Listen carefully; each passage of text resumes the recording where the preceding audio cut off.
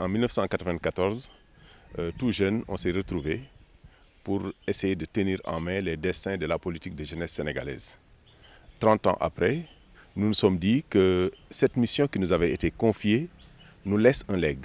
Ce legs extrêmement important devrait consister à faire en sorte qu'aujourd'hui on puisse transmettre le relais dans les meilleures conditions. C'est vrai qu'on avait transmis le relais à des jeunes qui font un travail que nous apprécions, mais nous devons être derrière eux pour les soutenir et pour faire en sorte que ce travail que nous avions entamé il y a 30 ans puisse continuer et valoir au Sénégal tous les lauriers possibles.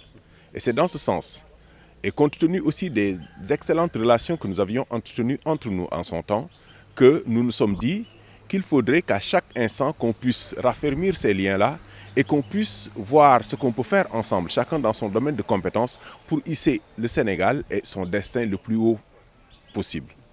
Nous sortons d'une visite auprès du roi d'Oussouye, qui nous a prodigué de très sages conseils et qui a formulé des prières pour nous. Mais ces prières, nous pensons que ce sont des prières pour le Sénégal. Parce que nous sommes là et avant tout, au-delà de nos modestes personnes, mais pour ce que nous avons en commun, c'est-à-dire cet amour de notre patrie. Et cela, nous tenons à le léguer à nos jeunes frères, à nos neveux, aux jeunes générations, pour qu'ensemble, on puisse faire en sorte que cette flamme ne s'éteigne jamais. Et c'est dans ce cadre-là aussi, en dehors donc du roi d'Oussouye, qui est un référent culturel, nous avons ce matin aussi visité d'autres référents culturels. Nous sommes allés visiter donc, le puits de El Hadj Omar Foutiyou Tall, qui est une référence pour ce pays dans le domaine de la religion.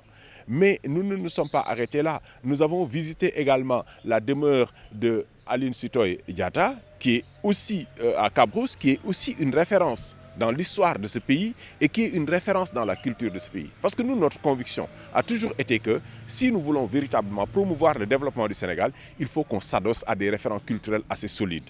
Et on ne peut pas s'adosser à des référents culturels si on ne les maîtrise pas, si on ne les connaît pas. Et c'est la raison pour laquelle nous avons l'ambition de faire le tour du pays. Et dans chaque localité, on va voir ce qui peut fonctionner comme des icônes.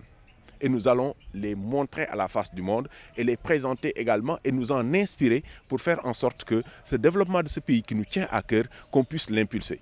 Et même quand on ne sera pas là au moment où on va cueillir les fruits, on aura la fierté de dire nous avons posé une pierre dans cet édifice.